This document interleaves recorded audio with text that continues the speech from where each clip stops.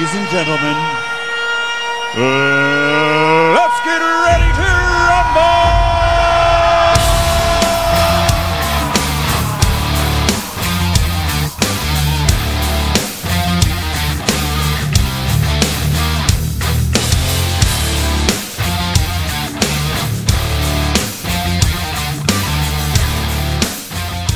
Bonsoir tout le monde, bienvenue à Hockey sans limite ce soir avant match du Canadien qui affronte les Bruins. Un petit peu une version, on va dire, hebdomadaire, mais juste un petit bout hebdomadaire. Donc, vous avez votre animateur, bien sûr, Yannick, qui est là pour répondre à vos questions sur le chat. Gênez-vous pas. J'ai un gros panel ce soir et Steve qui va se rajouter un petit peu plus tard pour nous parler de son article sur le congédiement de Claude Julien. Alors, tout de suite, je vais lancer la parole à mes panélistes. Alors, Élie, on a le boucher de Candiac et on a Mike qui est là. Vous êtes en forme, les boys? Élie est en forme? Top shape, man, ça va super bien.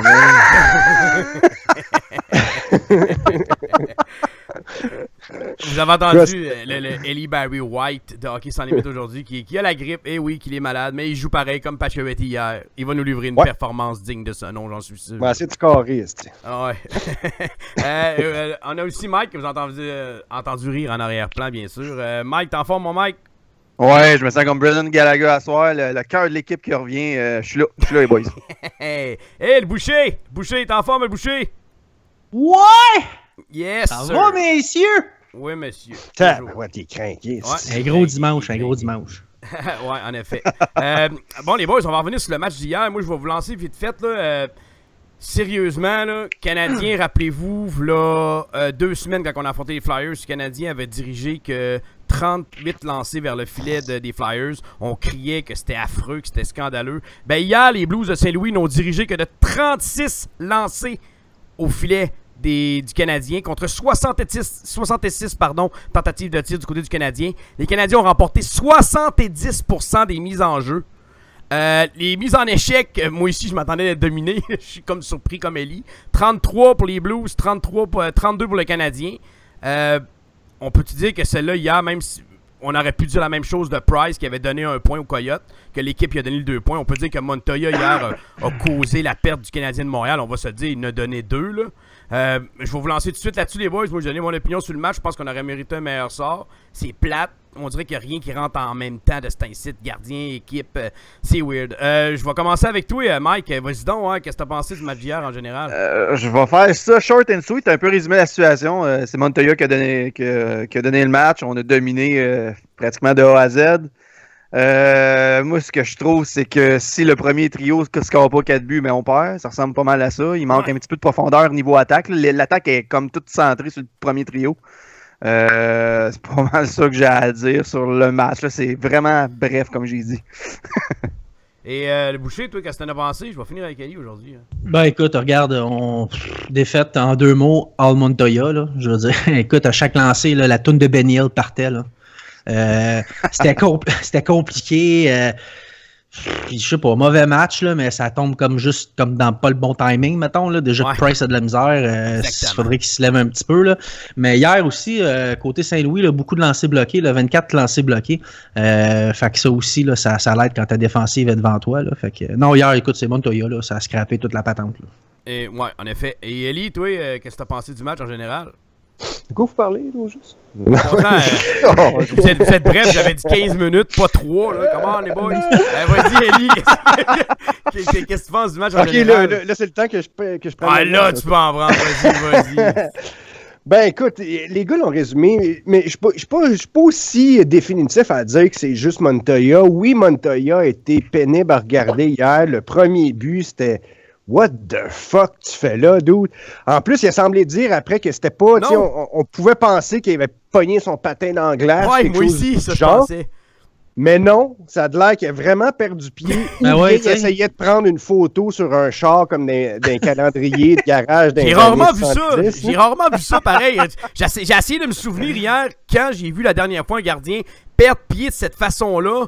Sur un tir qui s'en venait, là, un tir, il l'avait d'en face, là, Pietrangelo. Là. Moi, je peux pas comprendre là, qu'un gars du Canadien de Montréal, là, des médias, whatever, pas venu dire, regarde, il pense que ton patin a pogné dans la glace, vas-y avec ça, au lieu de dire, ouais, ben c'est ça, cul par-dessus tête, les boys. Ouais, on peut pas lui reprocher son honnêteté, on va dire là-dessus. Ben, moi, avoir goulé pour les Canadiens. toute vérité n'est pas bonne à dire. Là, je veux dire, t'en profites, là, t'inventes quelque chose, là, c'était le temps. Là, moi, ouais, goaler pour les Canadiens, je l'aurais dit. Il y a quelqu'un qui me shootait un laser dans l'œil, dans la foule, au même moment. C'est quoi ça? C'est un événement, ça, qui avait arrivé, c'est l'affaire du laser, mais il n'y avait pas eu de conséquences, mais je me rappelle de ça, un événement du laser qui pointait le gardien de but, ça, je m'en souviens, dans le temps. Tu vois ça, tu parles d'un gardien qui est imaginatif pour se trouver une défaite. Mais là, Montoya, ben, à sa décharge, comme Yannick l'a dit, ben, au moins, il n'y a pas eu de défaite, il n'a pas pris de détour, mais malgré tout, je sais pas, on semble bien jouer pendant longtemps dans des grandes séquences de match. Puis après ça, on a une crampe au cerveau pendant un bref instant, ou bien on a un petit relâchement pendant 5 minutes. Puis c'est souvent ces petits relâchements-là qui nous coûtent. Tu sais, c'est bien beau pointer du doigt le goaler, puis les goalers dans les derniers matchs. Mais Callis, les erreurs, c'est quand même pas eux autres qui les font. Puis les chances de marquer, c'est pas les goalers qui Non, mais Élie, hier, on a donné 6 chances de marquer. 6 contre 14. Non, c'est ça. Écoute, là, normalement, dans une game, normalement, c'est entre 11 et 15 par équipe. Quand t'en donnes 6, là, normalement, t'es même pas supposé te poser la question. T'es supposé te donner un but, maximum 2. Hier, là, Montoya, il y en a 2 qui a donné parce que le reste du temps, il n'y a pas eu d'arrêt spectaculaire à faire. Tu sais, mais c'est la même. J'aurais pu dire, si Canadien perdait le match contre les Coyotes, là, c'était de la faute à Price, la défaite, là. Il n'y a personne qui va mentir là-dedans, là. Price n'avait donné 2. Donc, si l'équipe pense qu'on n'aurait pas 5... Ça vient-tu de la bouche à Yannick dire que c'est de la faute à Price? Non, mais il en a donné 2, ça arrive. Écoute, dernièrement, Price en a donné, on le sait tout, là. Tu sais, tu perds un match 4-0... Parce que moi, on fait des t-shirts hockey sans limite avec la quote de Yannick, c'est de la faute à Price. Dans le dos. Avec la face de Yannick. Non, je ferais jamais ça. Mais tu sais, faut être logique dans nos paroles. Tu sais, contre Colorado, l'équipe n'a pas marqué de but. Même si Price en a donné 1 ou 2 faibles, on perdait pareil. Il n'a pas marqué de but. Tu sais, mais il faut être conséquent. Hier, enlève ces 2 buts-là. Il y a un but de filet désert. Le Canadien a gagné ce match-là 2-1. Parce que le 3e but ne pouvait rien faire. Ça a dévié en avant de lui. Ça, il ne voyait rien. Mais le reste du temps, les Saint-Louis n'ont pas eu de chance de marquer en général. Canadien, on est bien sortis. Puis encore une fois, chapeau fucking premier trio. Chapeau capitaine qui traîne ce petit club-là, même s'il était grippé. Puis le dernier show qu'on a fait, on n'était pas sûr pendant la moitié du temps si Pacioretty allait jouer le match. Puis on était fucking inquiets. Dans le sens, c'est tellement la bougie d'allumage ces temps-ci, c'est tellement le seul crise de dynamo de cette équipe-là, présentement, que quand il fait pas des miracles, c'est-à-dire compter 2 buts, 2 passes, ben l'équipe perd. Puis ça, c'est ça. Moi, j'ai une question pour vous autres. Pour balancer l'équipe, il est temps de démanteler ce trio-là. Terrien l'a déjà fait par le passé. Je sais pas si vous vous rappelez de la Kid Line qui était en feu, puis il y a eu d'autres. Pas quand c'est ton seul. Tu sais, quand c'est ta seule arme, tu peux pas démanteler ta seule arme. Il faut que tu aies vraiment un spark ailleurs. Il faut que tu aies un duo à quelque part qui commence, qui fourmille. Peut-être ça avait le cas avec Galchenyuk. Le retour de Gallagher qui revient ce soir. Ça nuira pas, ça. C'est certain, sauf faire un chandail là, marqué I Love le petit Philippe Dano. Là. Pour de vrai, là, hier, là, c'est 67% de ses mises au jeu gagnées. Là. Quand on parle d'un centre là, qui est là quand c'est le temps, quand ça compte faire des gros face-off, il a l'affaire, mais le Canadien, depuis des années, là, réinvente les façons de perdre puis de rendre l'accès aux séries serrées. Je veux dire, on se creuse des belles avances en début de saison, puis rendu aux fêtes, on bousait tout ça, puis c'est tout le temps compliqué, puis c'est jamais facile. Il n'y a jamais une année qu'on va rentrer dans le top. C'est tout le temps au pic et à appel. À un moment donné, il m'a dit comme le défunt Pat Burns, je veux dire, tu vas pas à la chasse à l'ours avec des couteaux à beurre. Non, là. mais le boucher, soit juste, là. Présentement, le Canadien, moi, je les avais mis 2e, puis même si tu mets le Canadien 2e dans sa division, c'est une bataille jusqu'aux 10 derniers matchs pour faire les séries. La parité est tellement forte, il y en a plus de walk in the park pour être en série. T'as 3-4 équipes dans toute la ligue qui vont y accéder, peut-être à 15-20 matchs de la fin. 3-4 sur 30, là, c'est pas beaucoup. La parité, là, est extrêmement forte. Ouais, la parité est forte, l'année passée, on s'est mis dans le trouble. Les autres années d'avant, on a fini avec 110 points puis 100 points. Puis on est rentré dans les séries par 7, 8, 10 points, par 15 points. Mais il y a tout le temps une maudite passe qui fait chier. Ben, comme toutes les équipes, Calvaire, on va-tu y arriver? Ouais, mais ça arrive tout le temps à des moments critiques, nous autres. C'est ça qui arrive. Puis je trouve ça de valeur parce qu'on se forge des avances, qu'on a des 6, 7, 8 matchs en main. Puis calique, on trouve le moyen de rendre ça serré et stressant avec des diarrhées nerveuses. À un moment donné, il faut que ça arrête. On peut dire que cette année, ce qui a fait qu'on a peut-être 5, 6, 7 points de moins au classement, ça me fait mal au cœur de le dire. Ah, c'est Price. Mais c'est Carey Price, on va se le dire. Voilà. Là. Écoute, là, tu sais, j'ai beau aimer Carey, j'ai beau, ça a beau être mon idole, j'ai beau le suivre depuis longtemps. T'sais, il a été la cause d'au moins...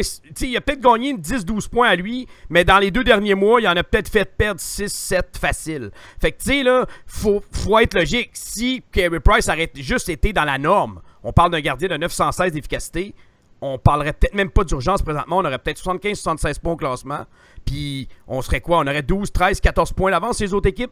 On n'en parlerait pas. Tu sais, 6 points, là, c'est pas grand-chose, là. Mais c'est la réalité, il faut le voir comme on veut. Moi, j'espère que... Moi, je sais pas ce qui se passe avec... Je sais pas ce qui se passe avec Carey, mais là, en tout cas, ça semble dire qu'il est dérangé, il y a quelque chose. Hey man, je veux dire, oui, t'as un bébé, mais je veux dire, bravo, là, t'es pas le seul à avoir un enfant dans la Ligue nationale là, pendant la saison. T'as une femme qui a retrouvé sa game shape 2 semaines après avoir accouché.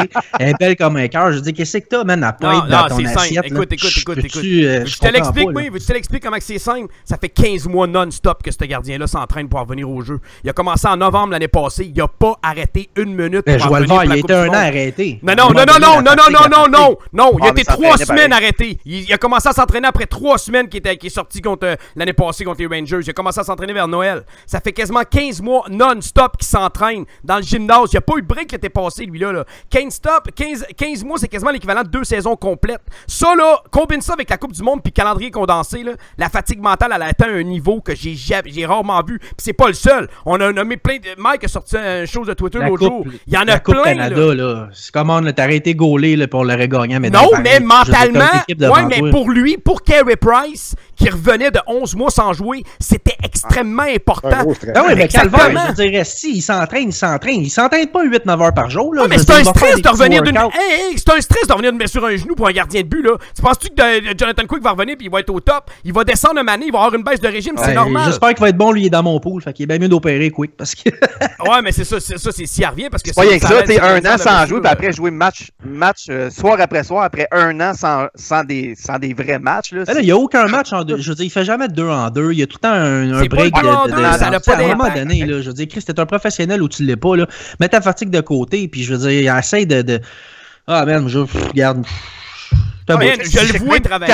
Caras, là, il était parti en feu. Il était dans les 3 meilleurs goalers de la Ligue. Il est pire que Price depuis 1 mois. Pire, là. Bobrovski, c'est la même chose. Pire que Price. Fait que, tu sais, c'est pas rien que Price, là. C'est vraiment le calendrier qui aide pas. C'est pas une excuse. Tout le monde l'a, cette excuse-là, là. Mais, tu sais, c'est sûr que ça l'aide pas. Moi, je m'attendais à une baisse de régime. De 2 mois, jamais. Ben, dans les 2 mois... En fait, c'est ça que je suis en train de repenser. Je repense au show de l'année passée où je me disais justement, tu sais, ça va être difficile le retour de Carey. Il va falloir s'attendre à ce qu'il y ait une baisse de régime à un moment donné. Puis tu m'avais crié après, mon gars. Ouais. Non, Carey Price, c'est un steady comme une cloque. Mais j'avais pas pris... je sais. Jamais. Oui, mais j'avais pas pris en considération... Puis c'est vrai, dans mon analyse, là, j'avais pas pris en considération la Coupe du Monde qui ferait un calendrier condensé. J'ai commencé à penser à ça, moi, quand il a commencé à en parler un peu dans les médias, parce qu'avant ça, je pensais que le calendrier, il l'avait repoussé un peu. Moi, je me disais, il y a la Coupe du Monde, donc le calendrier va finir plus tard. Non, c'est pas ça qui est arrivé, là. C'est la Coupe du Monde, mais le calendrier, ils l'ont dit, on va le compresser. Moi, je pensais que ça allait aller plus loin. Quand ils en ont parlé à TV, c'est la première chose que j'étais faire, c'est voir le calendrier, puis j'ai fait, OK... Ils ont vraiment tout boosté ça dans un petit moment. Là, en plus d'avoir Price qui est dans une mauvaise passe, là, je vargerai pas sur la tête d'un gars qui a vécu un drame avec son ex qui est morte à l'autre bout du monde avec ses enfants puis tout. Là. Ben, hier, Markov, là, c'est -3, c'est 3 revirements. Là, si on commence à mettre les petits bébés là, dans des. Non, sois juste. Là, le boucher, là, t'es de mauvaise foi, là, parce qu'il y a 2 buts que Montoya a donné là-dessus. Markov avait rien à voir là-dedans, là. Si Montoya fait 2 arrêts de routine, on parle de -1 et non de -3. Faut que tu sois juste. C'est 3 revirements pareils. C'est 3 revirements pareils. Ouais, c'est 3 revirements francs qu'il a fait. À un moment donné, man, je veux dire, là, si tous les gars ont des petites crottes au cœur ou quelque chose, achetez-vous un psychologue, toute la gang, puis passez dans le bureau un après l'autre, là. À un moment donné, là, je veux dire, ils sont payés des millions pour jouer des games. Je veux bien croire que c'est un jeu hockey, là, mais là, c'est parce qu'à un moment donné, ça commence à faire bien du monde qui ont des petits problèmes personnels dans cette équipe-là, je trouve. Là. Ah, mais selon le Doc Mayhew, c'est un problème de bandage mou. Ouais. Son père, défaut du père absent, père absent fils manqué. Probablement qu'une race qui est moins intelligente qu'un autre, à quelque part, dans cette réflexion-là. Mais bon. Son père est pas black, pourtant, je comprends pas. Tu sais, c'est ça. Il va y trouver une génétique quelconque. Mais en tout cas, je trouve que c'est une équipe qui a l'air d'une équipe à problème cette année. Je trouve ça plate, là, parce qu'on a une belle petite équipe, mais là, on dirait que tous et chacun a un petit problème personnel qui fait qu'on les excuse parce qu'un est fatigué, l'autre n'est pas. J'excuse pas. Moi, dans mon analyse de Price, là, je t'ai même pas parlé de son bébé. T'as pas remarqué que je t'ai même pas parlé de ça? Je t'ai parlé de rien d'autre que ce que je sa fatigue. De sa fatigue mentale. Je pense pas que c'est physique. Tu la regardes hier, là, Radulov est arrivé au banc, il essuyait son épaule, puis il riait avec Radulov. C'est pas physique. C'est mentalement, son niveau de concentration est extrêmement faible. Écoute, contre les Coyotes, là, en première période, il n'avait même pas eu un tir. La rondelle est passée en arrière de but. Les gars, on radote. Ça fait des fois et des fois qu'on dit puis qu'on donne les raisons puis les raisonnements. Ouais. Moi, là, tout ce que je veux remettre en contexte, c'est pourquoi il ne faut pas paniquer. Okay? Ouais. Parce que dans les circonstances, là, y a du monde qui chie puis qui chie mou, là. Parce que là, ça va vraiment pas bien. Mais qu'est-ce qui est important, là? C'est comment on va finir la saison. Okay? L'important, c'est de finir sur un bon momentum à la fin de la saison. C'est pas chose faite, ça. C'est pas chose faite, mais c'est chose pas faite non plus. Okay? Là, qu'est-ce qui se passe présentement? Ça peut être aussi de l'adversité. Puis moi, je me rappelle des saisons où on l'a eu facile, même tout le long de la saison, même. Puis que finalement, en fin d'année, on chiait un peu parce qu'on l'avait eu trop facile. Finalement, on prenait ça relax avant le début des playoffs. Puis, qu'est-ce qui nous est arrivé? C'est qu'on a mangé nos bas parce qu'on n'était pas prêt rendu au niveau des playoffs. Une équipe qui vit de l'adversité comme a vécu cette année, c'est-à-dire des hauts et des bas. Certains doivent prendre la relève de d'autres. Certains doivent prendre les bouchées doubles à gauche et à droite à certains moments. Ça peut être du crise de positif si on arrive en série dans un bon momentum. C'est pour ça qu'il ne faut pas paniquer. Parce que la dernière stretch, c'est ça qui est important. Le reste, ce qui est arrivé présentement, c'est peut-être justement des cassures mentales qui arrivent dans une longue saison qui ne veut pas dire grand-chose. Rappelez-vous là, qu'on a quand même 80 matchs à jouer, alors que il y en a combien là-dedans qui valent vraiment le coup? Tu sais, c'est beaucoup de matchs avant qu'on arrive à des matchs qui sont vraiment payants, des matchs qui veulent vraiment dire quelque chose. Ça fait que c'est un peu normal que ça arrive, des cassures mentales. Mais il faut qu'on réagisse. Présentement, je vois du monde qui réagisse au bon moment, que ce soit le capitaine, que ce soit Radou, que ce soit certains défenseurs au bon moment, Weber en particulier. Mais il faut que, maintenant qu'on arrive à la fin de cette saison-là avec tout le monde à son pic, puis c'est ça qui va être difficile, mais en même temps... c'est ça, c'est que là, ils sont tous et chacun connaissent un bon pic, chacun à leur tour. Ça serait le fun qu'à un moment donné, ça soit au bon moment. Ils sont tellement flats puis tellement amorphes ces temps-ci que par chance que le 9-1-9 m'a pas demandé de faire un slam shot de la semaine parce qu'honnêtement, je pense que j'aurais le syndrome de la page blanche. C'est plate à les regarder jouer. J'ai même plus de fun à dire qu'à soir, il y a une game. Là. Je la regarde parce que j'étais un fan de hockey avant d'être un fan du Canadien. Mais c'est tellement... commence en lion, finisse en mouton, puis c'est tu sais, c'est pour toi aussi, en tant que fan, c'est un plateau, c'est un moment de l'année où est-ce que tu trouves ça moins... tu sais, c'est moins enthousiasmant de voir un match parce que c'est des crises de match qui veulent rien dire. On est entre deux périodes. Sauf à soir. En revenant des fêtes, là, t'es supposé, là c'est la... Tu sais, on sépare les hommes des enfants. T'es supposé, là, rentrer en force pour finir ça comme faut. Puis là, c'est encore compliqué, puis c'est encore... en tout cas, je sais pas... J'ai espoir que ça se replace. Parce que la pause arrive à point. Il y a beaucoup de talent. Il y a beaucoup de talent. La pause arrive à point. La pause arrive direct au bon moment. Parce on disait ça pour la pause des étoiles aussi. Ça arrive à un bon moment, mais là, c'est parce qu'à un moment donné, on va tirer à la sauce parce qu'on va se passer que de l'eau. Il n'y en a pas eu non plus, Price. Il y a Bertrand sur le chat qui dit depuis le fameux regard de terrien, il n'est plus le même, c'est clair. Ben, cet épisode-là, mentalement, l'a carrément épuisé. C'est à partir de ce moment-là que ça a commencé son inconstance. Puis, rappelez-vous, il n'a pas parlé aux médias le lendemain, puis après ça, il a gagné contre les Capitals le lendemain. Puis, il l'a dit, j'étais en crise après tout le monde. Ben, être enragé après tout le monde, là, ça t'épuise mentalement. Parce que t'es en fou, t'es en crise. Ouais, mais ça, c'est un événement pour lui qu'il faut qu'il apprenne à gérer. Il a comme jamais géré ça. Ça va venir. Moi je suis persuadé qu'après ces 5 jours de congé-là, il va aller prendre du recul. Il va travailler avec Wade, mais qu'il revienne 2-3 bonnes pratiques avec Wade. Puis je suis persuadé que tranquillement, ça va revenir. Puis qu'avant les séries, on va l'avoir à son top. Puis watcher ce gars-là. On fait quoi de bord? C'est quoi la solution à court terme? C'est un échange? On s'acte rien dehors? Qu'est-ce qu'on fait? Faut faire de quoi? On va en parler. La question de la semaine, c'est de ça. C'est ça, on va en parler. Tu vois comment j'étais un gars pareil. Bon, les boys, on va passer. On switch de sujet tout de suite, right now. On va passer tout de suite, les boys, à l'article de Steve qui nous a fait sur le congédiement avec Claude Julien. Comme ce soir, on affronte les Bruins. Notre bon ami Steve qui est avec nous déjà, qui est connecté. Alors, il va nous faire un résumé un peu de son article sur qu'il a fait sur le hockey sans limite. Je vais vous le mettre sur le chat. Les Bruins ne le méritaient plus. Un remerciement à un grand entraîneur. Alors, c'est à toi, Steve. Je te laisse aller. Salut, les gars. Salut, mon Steve. What's up, guys? Écoute, ça semble être une nouvelle mode, je pense, changer les coachs puis que ça porte fruit, il me semble, cette année. Là. À date, oui, c'est vrai. Mais je peux vous assurer une chose, la lune de miel avec Bruce Cassidy, avec ses 2 victoires, ça ne durera pas.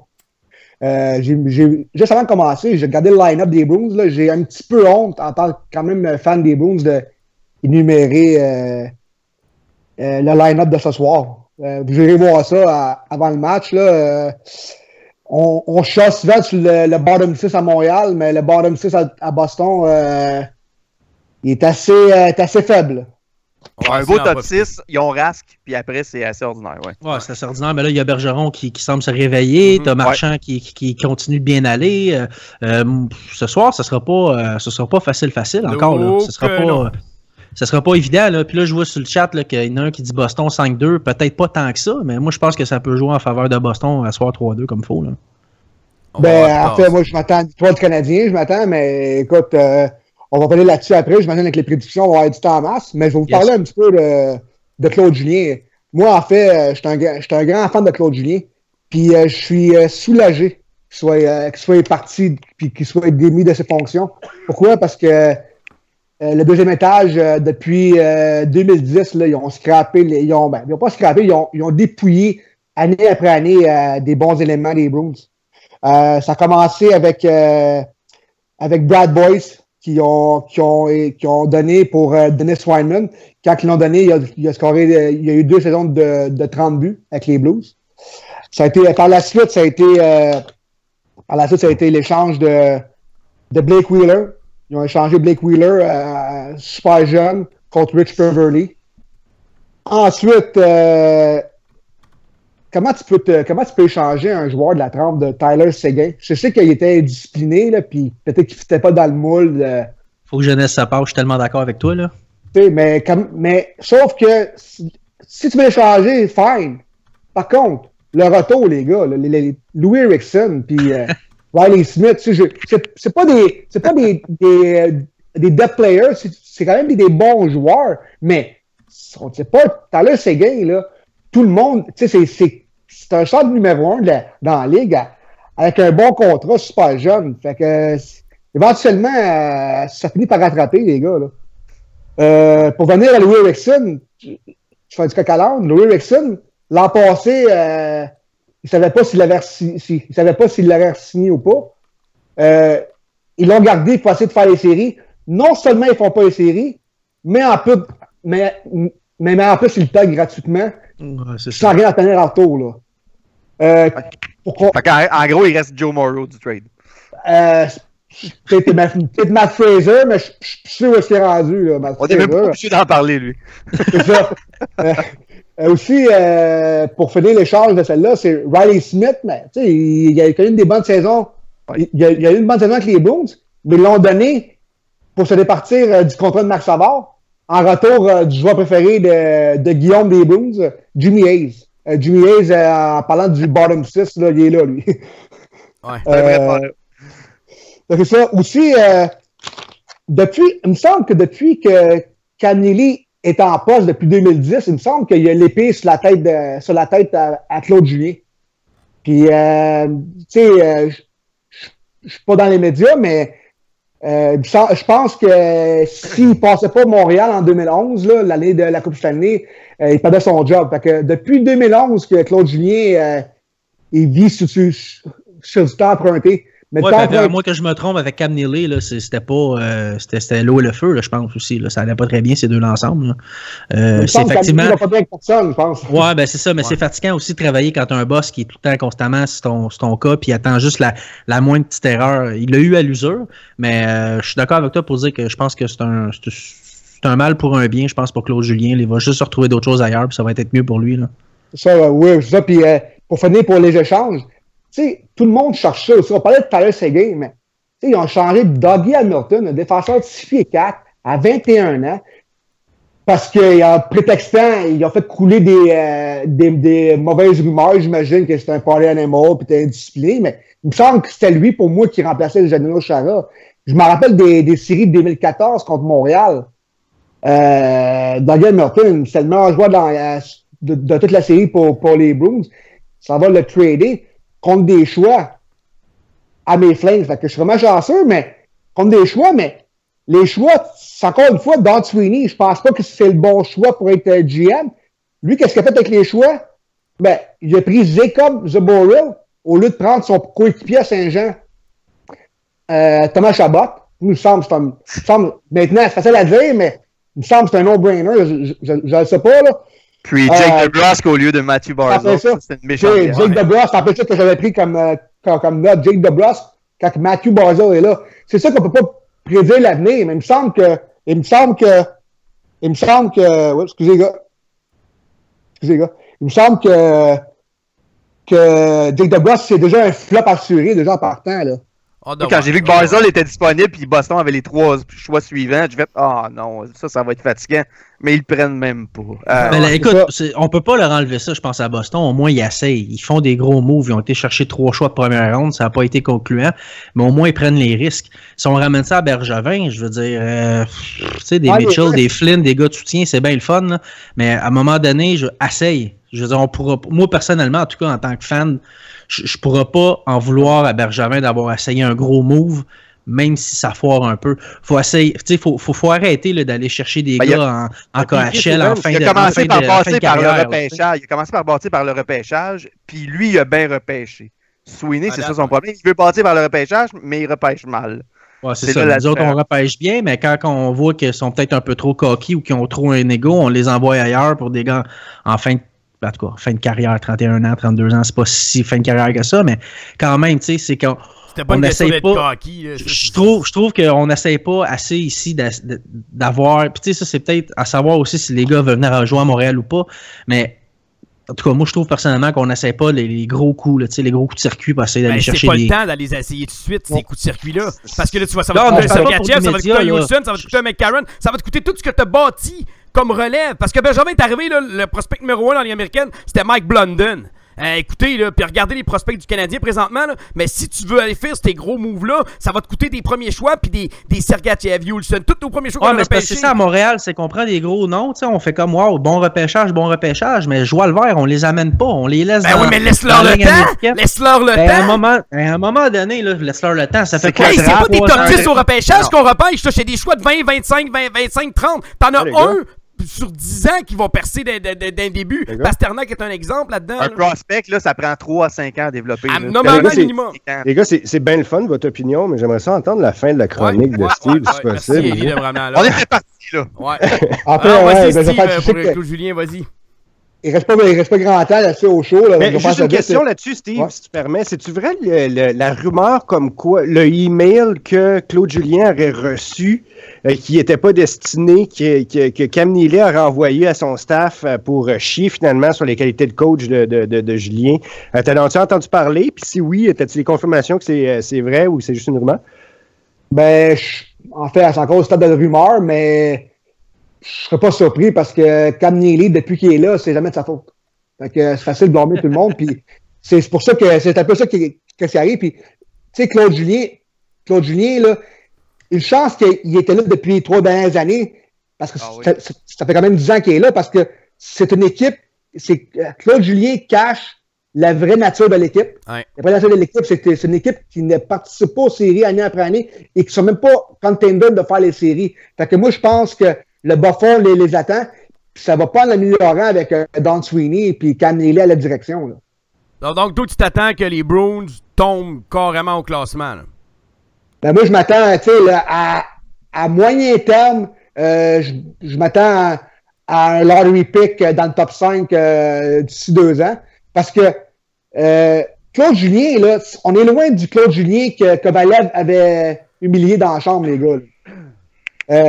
Claude Julien, avec les Bruins, là, en 10 ans, là, qu'est-ce qu'il a fait là, en 10 ans? Il a gagné Jack Adams, il a gagné 10 séries, il en a perdu 6, il a gagné une Coupe Stanley et s'est rendu en finale pour un autre. Il y a une Coupe du Monde, il y a une médaille d'or, puis c'est le coach le plus victorieux de l'histoire des Bruins. Fait que, puis Mike Babcock, il l'a encensé au bout, Bergeron, puis Marchand, leur visage était débiné, vous voyez bien que c'était pas de leur faute. Que c'était bien sa faute à Claude Julien. Fait que moi, Claude Julien, pour moi, c'est un coach élite. C'est rendu un coach élite. Il peut choisir où est-ce qu'il veut aller. Puis moi, si j'ai donné un conseil, parce que moi, je vois un grand respect, moi, je dis à Claude, va pas à Las Vegas parce que c'est pas dans ta carrière de prendre une équipe en expansion, puis ça va être un peu plus difficile les amener vite à une finale. Et surtout, ne va pas en Floride. Parce que si tu parles de deuxième étage bizarre à Boston, il y en a un bizarre aussi en Floride, les gars. Ouais. C'est rendu Allen, là, c'est moins pire. Là. Ouais, en effet. Tout dépend du chèque de paye qu'il offre, par exemple. Hein? Si à Las Vegas, il t'offre le double pour faire... Non, Vegas sont pas prêts à payer, c'est ça qui a été sorti dans les rumeurs. Ouais, il veut 4-5 millions par année, ce qui est normal. Tant qu'à moi, il y a une Coupe Stanley en banque, Jack Adams. Puis eux autres, ils seraient pas prêts à payer ce montant-là. Ça veut dire qu'ils vont y aller pour un coach sûrement recru qui va peut-être gagner 750 000, 1 million, là, de quoi de basic. Là. Je vais juste finir avec le calendrier. Tu parlais de ça tantôt. Il y a quelqu'un qui parlait de ça, mais je l'ai noté dans mon article, les gars. En date du 19 janvier, là, les Bruins avaient 6 matchs de plus joués de plus que Ottawa puis les Leafs qui sont leurs grands rivaux. Fait que c'est sûr que c'est le break d'une semaine qui s'en vient avec la Coupe du Monde, là, ça a un peu chamboulé les horaires. Ils ont 7 jours de congé, hein, les Bruins. Les Canadiens en ont 5 cette semaine. Les Bruins n'en rejouent pas avant le 19. Ils ont 7 jours complets de congé. C'est fou, là, ça. C'est un méchant break. Fait que je laisse aller là-dessus, les gars. J'avais plein de choses à dire, mais il est rendu 7 heures puis le temps passe trop vite en bonne compagnie. Alors, moi, je veux dire merci à Claude parce que j'étais fan des Bruins. Mon père, c'est un Bruins. Fait que je remercie à Claude de la conquête du Saint-Graal en 2011. J'étais là, le match numéro 4, mon Vancouver, Boston. J'étais là. Puis, je te conseille, Claude, il y a 2 marchés que je voudrais te voir aller. Soit Dallas ou les Jets de Winnipeg qui pourraient monter d'un step avec Claude Julien. Là. Ah, pas vrai. Mais toi, Steve, t'es un gros fan des Bruins, là, c'est ça? Non, lui, c'est un fan des Flames. Moi, je suis un fan des Flames, mais j'aime bien les Bruins pour plusieurs raisons. Là. Okay. Dont mon père, mes chums, des fans des Bruins, un gros fan de Raymond Bourque, de Cam Neely comme joueur. Puis c'est ça, puis c'est les rivaux numéro 1 de vos Canadiens. Ouais, ça, je m'en demandais que t'allais dire ça. Hey, merci beaucoup, Steve. C'était très intéressant. Donc, on s'en repogne peut-être la semaine prochaine. On sait pas. Je suis là, les gars. Bon show, les gars. Puis moi, ma prédiction, mais j'ai pas le choix. Je vais aller avec ce que j'ai dit tantôt. Je prends une victoire de Montréal de 3-2 en prolongation. All right. Merci beaucoup, Steve. C'est marqué. Pour ceux qui... Thanks, Steve. Pour ceux qui veulent voir l'article et qui veulent lire l'article de Steve, je l'ai retweeté avec le compte de Hockey Sans Limite sur Twitter. Vous pouvez aller voir ça. Ouais, je l'avais mis sur le chat aussi tantôt. Je vais la remettre encore sur le chat, ceux-là qui veulent le voir. Et voilà, c'est fait. Citation de la soirée sur le chat, Wingster 26, fuck les Bruins. Ouais, ça résume. Il y a Guy en se connectant. Guy s'est connecté à genre 6h51. Là, il dit c'est quoi? J'ai l'impression. Il dit c'est quoi? Et comment il a lâché ça, Guy, tantôt? Il dit. Non, je me suis trompé de poste. On a l'impression d'être à Bruins Channel. Non, tu t'es pas trompé de poste, c'est pas Bruins Channel. Vous pensez quoi? Ouais, tu fais ça tout le temps pour bien. On va déconnecter Steve, ça m'allait bien, voilà. Hein? J'avais oublié de peser sur le piton, c'est mon erreur, ça. Mon erreur ou la sienne, je pensais qu'il avait quitté. Fait que, tu sais, là. T'aurais dû laisser. En tout cas, sa blonde, il est en train de On a entendu ça, on fait une gauche. Ça va être live, c'est enregistré, c'est des annales. On veut plus rien faire, ça va être drôle. T'es fan des Browns, on est écœurant. Elle vient de l'apprendre, elle va le crisser là, mon gars. Ah boy, oh boy, oh boy. Non, mais sérieusement, les Browns, ils ont deux victoires de suite, je pense. 6-3, puis hier, ils ont gagné 4-3, si je me trompe pas. Donc, j'ai bien hâte de voir. Tantôt, il y a Bertrand sur le chat qui a passé une statistique. En carrière, Claude Julien, on sait à quel point c'est un excellent entraîneur. Il y a 538 victoires en 997 matchs, un pourcentage de victoire de 560. Et Michel Terrien, un pourcentage de victoire de 535 en 813 matchs. Ce qui n'est pas loin, pareil. Hein? C'est bizarre. Même si je l'aime pas, je suis comme surpris. Je m'attendais de le voir pire, on dirait. Je sais pas. Peut-être, je sais pas. C'est peut-être des rumeurs. Mike, on va passer tout de suite à la question hockey sans limite. Puis ensuite, une question que j'ai concoctée exactement pour toi. Ouais. T'aimes beaucoup mes questions dernièrement. Oui, beaucoup. Énormément. Bon, fait que je pense à la question, quelle serait la meilleure solution pour relancer le Canadien suite aux récents insuccès? Au total, j'ai eu 141 votes. Les réponses étaient transactions mineures, j'ai eu 7%. Transactions majeures, 51%. Changement d'entraîneur, 19%. Et attendre que ça passe, 23%. Moi, j'ai une stat que j'ai vue aujourd'hui, justement. C'est quoi? Attends une minute, je le retrouve. Depuis le 13 novembre, Montréal est 23e dans la Ligue pour le pourcentage de points accumulés durant cette période. Ils sont 18-7-7. Fait que ceux qui pensent que ça fait juste un mois que ça va pas bien, c'est depuis le 13 novembre qu'on est 23e dans la Ligue. Aïe. C'est assez drastique. Non, c'est pas... Ben, écoute, pour ma part, pour ta question, je l'ai dit tantôt, moi, j'ai voté pour l'échange. Majeur avec Bergevin, pas sûr que ça va dans la même phrase. Puis à Montréal, Majeur égale tout le temps, on reçoit en retour une claque à gueule puis une giclée de pisse. Là. Mais on dirait que tu oublies Souben. Ouais. OK, on a eu Weber, là, fine. Là. Mais c'est ça, Weber depuis une couple de matchs, c'est laborieux là, avec. Point en 13 matchs, à ses 13 derniers matchs, Weber. C'est pas laborieux parce que c'est à cause que tu regardes juste le côté attaque. Weber, c'est une bête en défensive. Laisse-le donc là un peu. Non, mais c'est une bête en défensive, mais le gars, il frappe plus. Là, il frappe plus. Regarde, le avec, il est fatigué, je pense. Je suis tanné de ce mot-là. Pour de vrai, là, moi, quand j'entends ça, t'es payé 5 millions puis c'est fatigué, là, man. Je vois le voir. Humains, c'est pas des machines. Que t'aies 5 millions par année ou 20 millions par année ou 500 millions par année, c'est pas des machines. Faut arrêter de croire ça. Non, mais il me semble que tu te lèves le matin puis il me semble que t'es content de vivre ta journée un petit peu plus, même si c'est une tempête de neige dehors, tu comprends-tu? Moi, je travaille sur la route. Puis je veux dire, si j'ai une... Écoute, moi, je suis pour la transaction, OK? Mais avec Bergevin, j'ai pas l'impression que ça va être de quoi de majeur. J'ai l'impression que ça va être quelque chose pour venir soutenir le kit. Ça va-tu être un Oduya? Ça va-tu être Brendan Smith? Je sais pas. Le coup de circuit, j'y crois pas. Je le verrai, mais qu'il en fasse un. Pour l'instant, je trouve qu'avec Weber puis Subban, on a changé une pièce pour 4,30 sous. Puis à long terme, je pense pas qu'on va être gagnant dans cette histoire-là. Mais c'est ça. Je veux l'échange. Je veux pas qu'on sac Terrien dehors. Je pense que Terrien, c'est un bon coach. Puis que malgré tout, il fait un job honnête avec ce qu'il a comme sous la main. Là. Fait que j'y vais pour la transaction. Majeure avec Bergevin, moi, j'en doute. Fait que je sais pas pour vous autres. Là.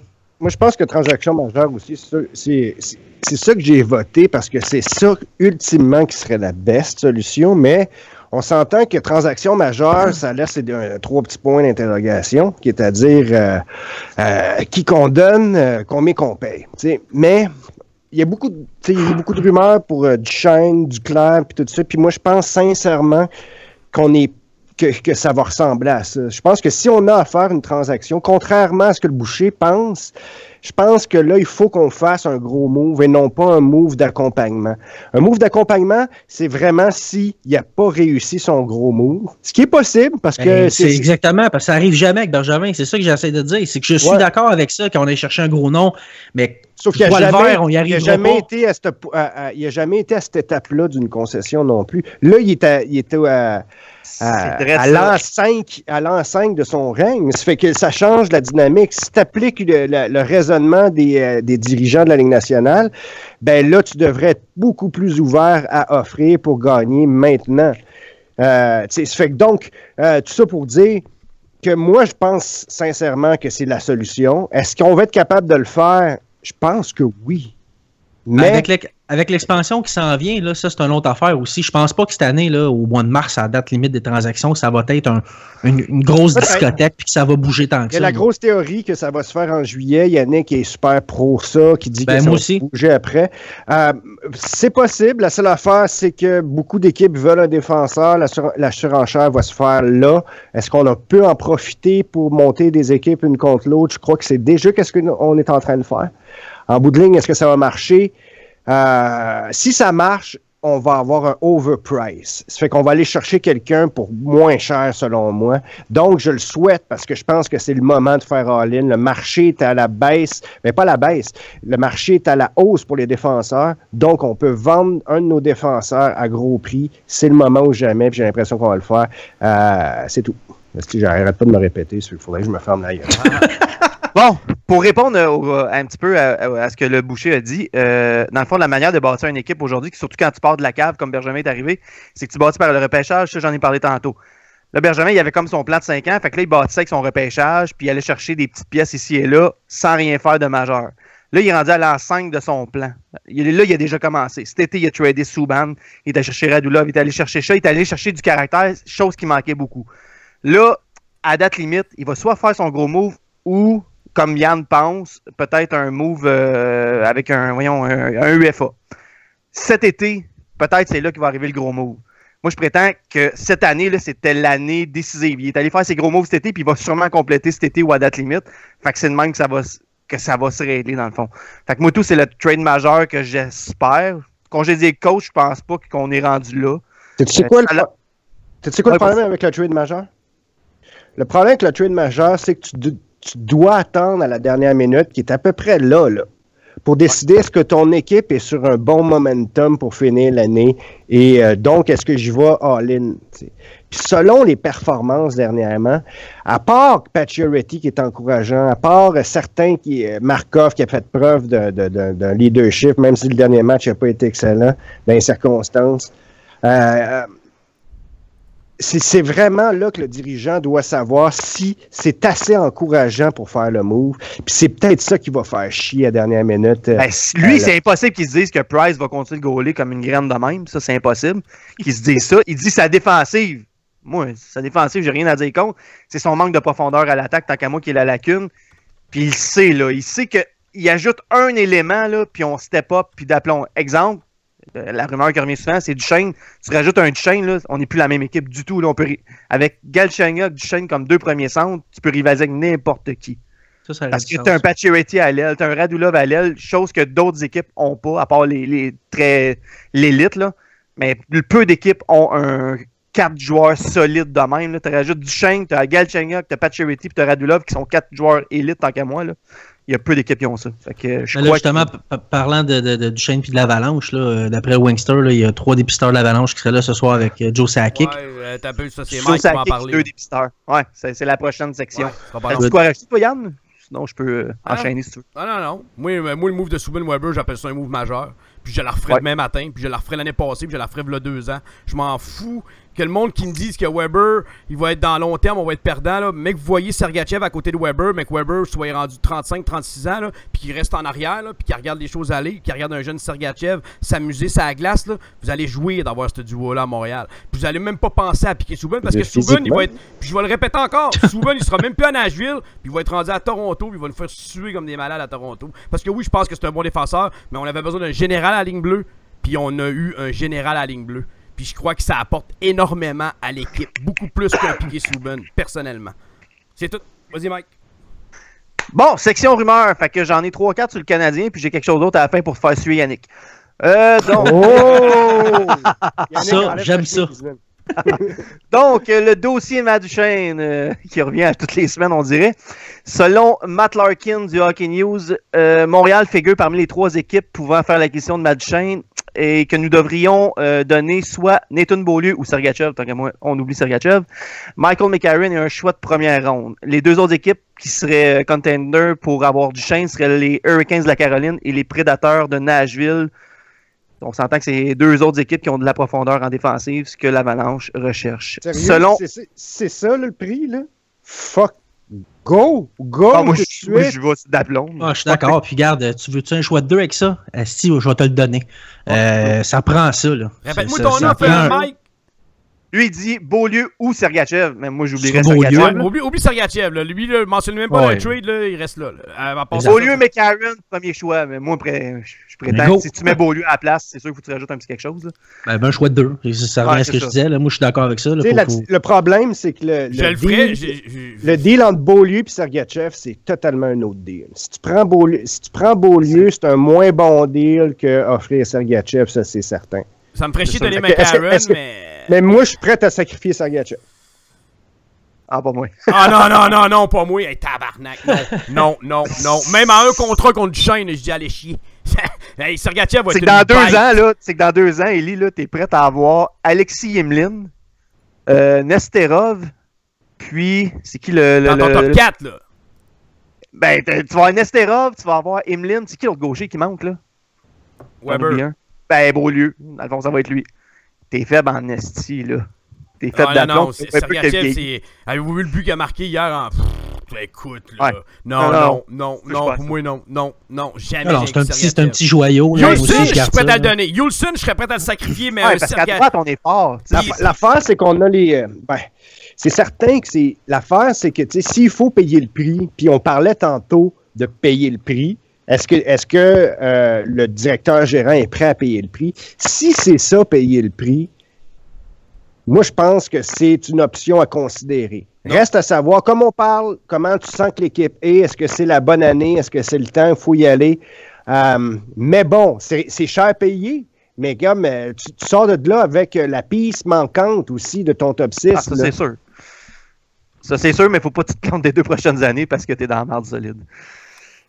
Fait que c'est Ouais, ça. non, mais moi, je vais le répéter puis je vais le dire encore. Les équipes qui aspirent à la Coupe Stanley 2-3 ans, tu vois plus ça dans la Ligue nationale de nos jours. Des années 90, t'avais des équipes qui se mettaient all-in 2-3 ans. Après ça, ils attendaient 2-3 ans. Ils remettaient all-in 2-3 ans. Ça se voit plus, ça, avec la masse salariale. Les Non, équipes c'est ça, il y avait bâtissent pas de toutes la plafond, même- là, ça Mais l'aidait non, aussi, c'est ça. ça. Tu sais, fait que là, les équipes ont toutes... Il n'y a plus d'équipes que d'avantages, là. Dans le temps, rappelez-vous, les Rangers, il y a déjà eu une masse salariale de 110 millions. Écoute, c'est 40 millions qu'on a de plus présentement, là. Écoute, imagine-tu Canadien, là, il n'y aurait pas de cap salarial. On pourrait avoir une équipe de 150 millions. Molson est poche pleine. Il s'en foutrait, là. Mais c'est pas le cas. Faut bien tu gères que quand il y a un roulement d'effectifs qui va se faire, qu'il y ait des jeunes C'est qui sûr. vont venir pas C'est cher certain. pour que tu peux payer tes chers. Chicago, moi, je suis de l'école de Chicago. Chicago, c'est ma deuxième équipe préférée.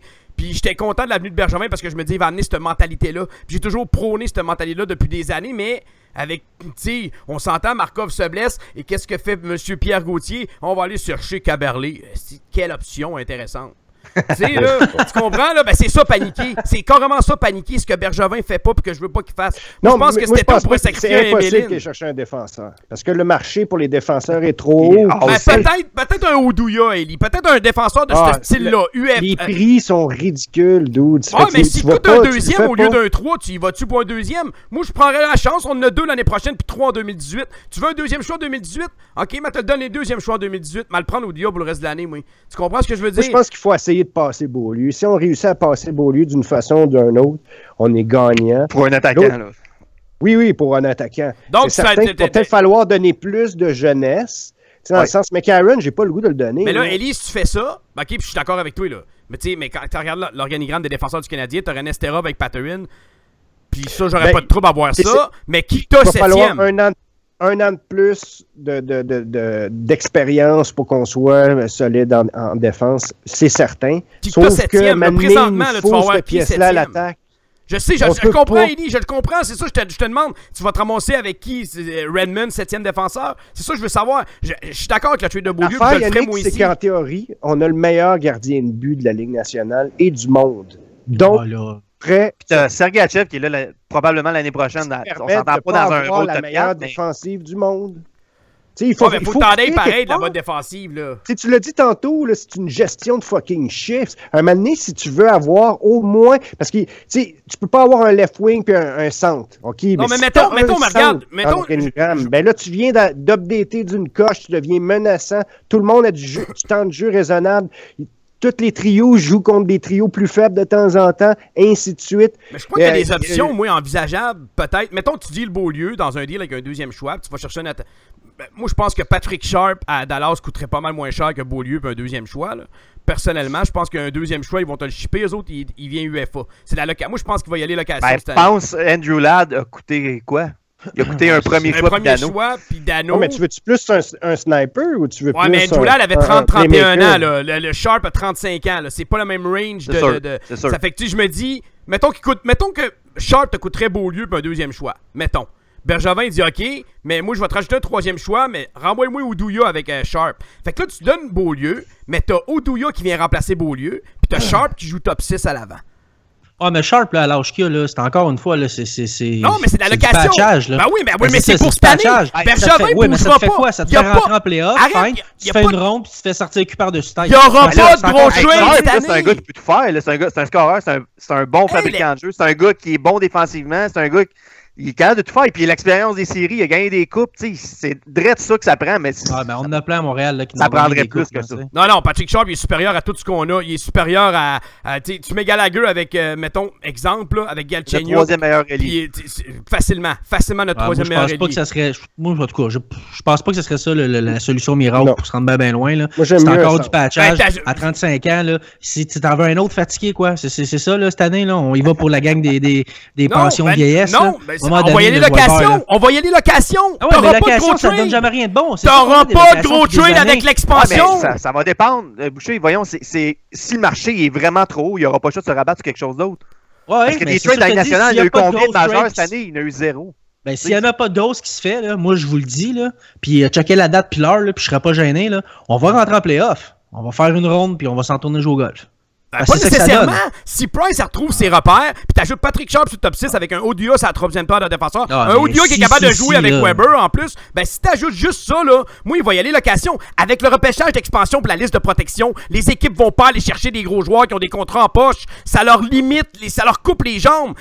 Les joueurs, là, présentement, là, quand tu fais un trade, là, tu dis, bon, là, cet été, j'ai une liste de protection de 8 joueurs. Là, ça va être ces gars-là. Si je fais un trade, je vais le mettre où, ce petit joueur-là, qui est encore signé pour 2 ans? Je peux pas le laisser au balotage, je vais le perdre. Donc, tu peux pas risquer le gros trade présentement. Ça va être cet été après l'expansion. Il peut pas risquer tout de suite. C'est trop risqué. Tu vas perdre la grosse qualité-prix cet été avec l'expansion.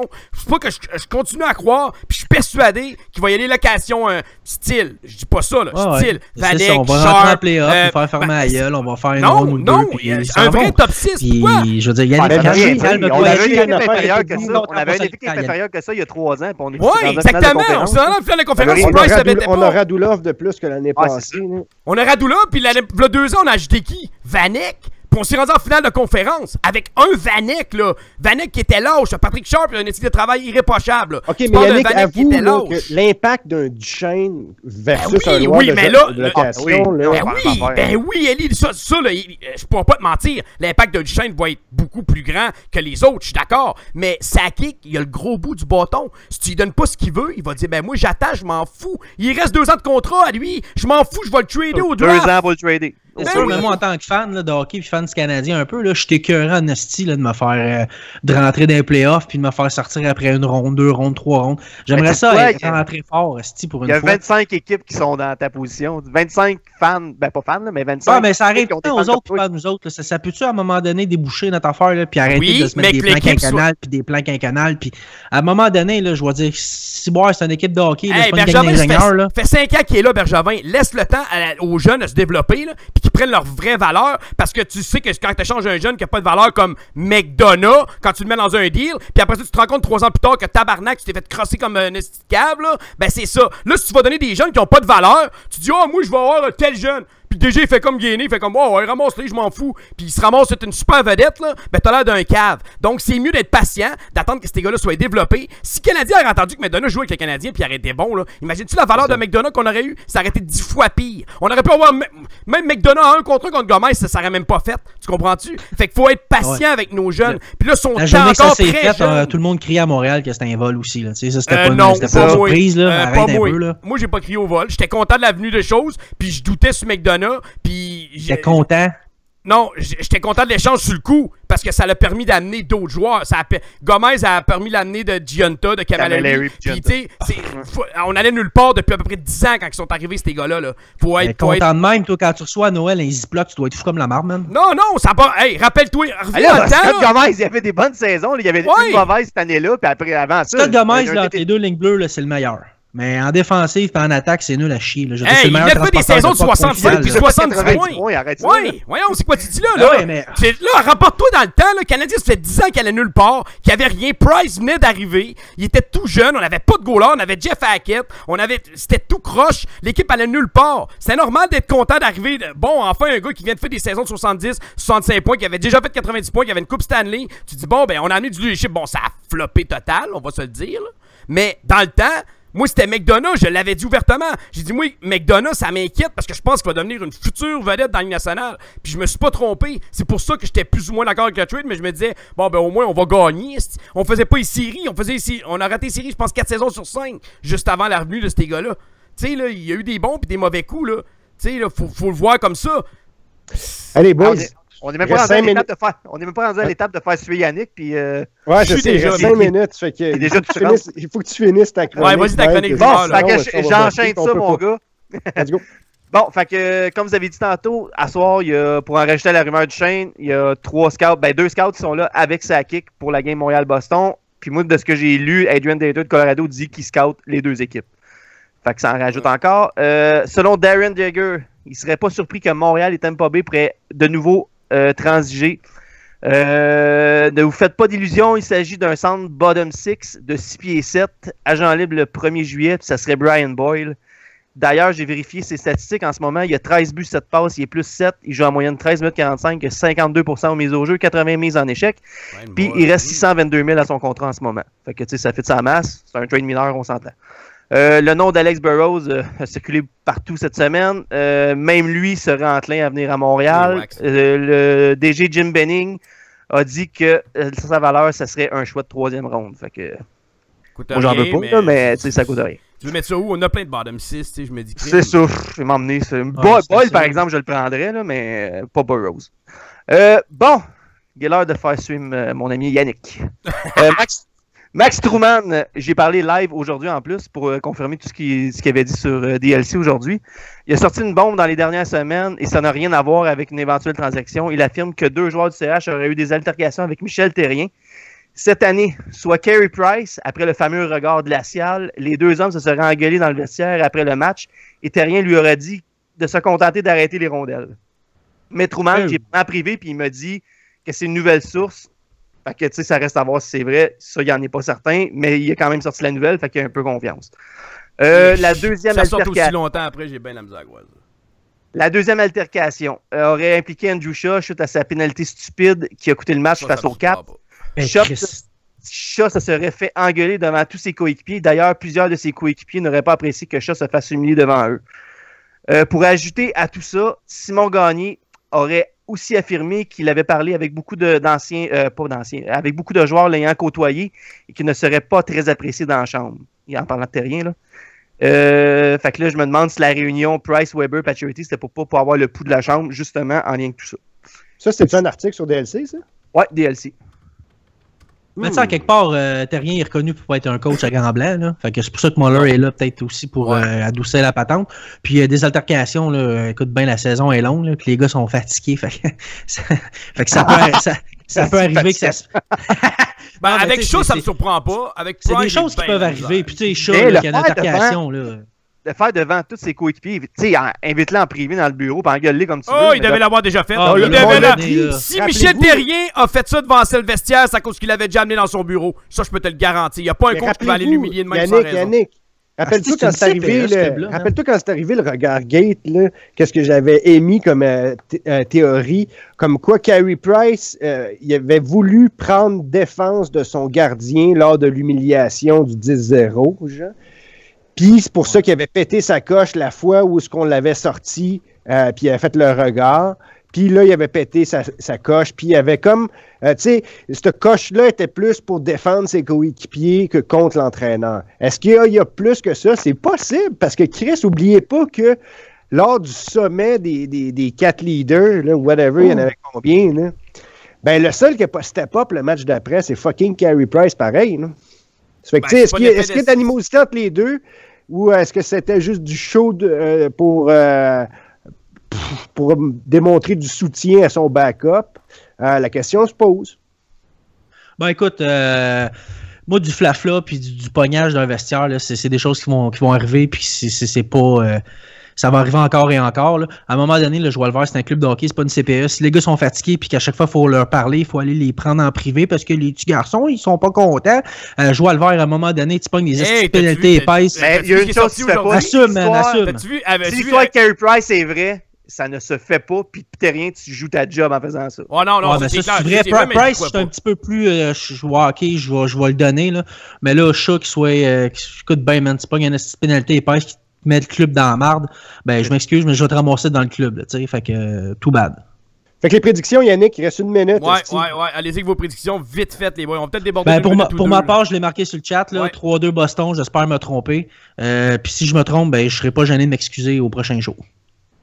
Tu vas t'excuser, Chick Ben, ça, tu vois. On s'entend qu'à soi, la victoire est capitale. Il faut une victoire, pas terminer la semaine avec une fiche de 1-3. Il faut une victoire, il faut le 2 points, c'est crucial. Avant la semaine, sans ça va être l'enfer cette semaine. Si je vais faire une crise de cœur de vrai, là. Bon. Hey! Fais pas des affaires. Va toucher du bois, là. Ouais, je suis déjà à côté sur du bois. Touche-toi le front, là. Je suis déjà en sueur, je peux pas me toucher le front, c'est rien que de la sueur. Vas-y, je sais qu'il n'y a pas de hockey de la... Oui, Mike, vas-y. 3-0 Montréal. Eh Dieu. Hey boy. Élie? Premièrement, je voulais saluer tous les fidèles qui ont été là sur le chat aujourd'hui. C'était bien le fun de vous lire. Il y avait bien du monde. Bertrand, Père Noël, Wingster, les vieux de la vieille qui étaient là. C'était cool. Moi, je pense que le Canadien va sortir une grosse prestation. J'hésite entre 3-1 ou 4-1. Je pense que je vais pour 4-1 pour le spectacle. Je pense que le Canadien a besoin de cette victoire-là. Je pense qu'ils vont le faire parce qu'ils sont capables. 4-1. Moi, je vais aller avec 4-2 Montréal. Moi, c'est mon score. Steve avait prédit 3-2 pour le Canadien. Yann, 3-1 Boston. Père Noël, 4-2 Montréal avec 2 bières par période. C'est ça qu'il a dit. 2 bières par période. Ben, c'est 6, ça, Père Noël. Faut que tu te forces un peu plus. Le Boucher, 3-2 Boston, bien sûr. Il l'a dit tantôt. Boston, Benoît, 4-0 Boston. Mon Dieu, Benoît, qu'est-ce qui se passe? J'ai Guy qui prédit une victoire de 3-2 du Canadien. J'ai Sylvain Quelqu'un, 4-3 Montréal. Jean-Alain, 3-2 Bruins. Ensuite, Bertrand, 3-2 CH. Pierre-Luc, 4-2 Montréal. C'était la belle Stéphanie, 3-1 Montréal. Et Wingster, 4-0 Montréal. Donc, c'est tout pour Hockey Sans Limite. Merci beaucoup d'avoir été là. Merci beaucoup, les boys. Merci beaucoup, Élie. Hey, ça fait plaisir. On s'enligne sur une semaine de congé. Mais écoute, j'ai des demandes de faire un slam shot. Fait que s'il me donne du jus un peu, je vais peut-être essayer de concocter de quoi pour le prochain show. Là. Alright, c'est bon. Alright. Fait que merci beaucoup, Mike. Ah, moi, je suis fatigué. Je m'en vais écouter. Merci beaucoup, Élie. Ben, merci, là. Donc, nous, c'est tout pour Hockey Sans Limite. On se donne rendez-vous la semaine prochaine. Et oui, une semaine de congé. On se revoit samedi prochain à 18h30 pour l'avant-match du Canadien qui va affronter les Jets de Winnipeg. Vous pouvez nous suivre sur le Twitter à commercial HockeySN, notre page Facebook, bien sûr, de Hockey Sans Limite, et notre site web, le hockeysanslimite.ca. On vous invite aussi à nous suivre sur Podbean, sur iTunes, sur Google Play. On est un peu partout. Allez voir ça, allez écouter nos shows. Donc, on se revoit la semaine prochaine. On vous souhaite un excellent match. À la semaine prochaine.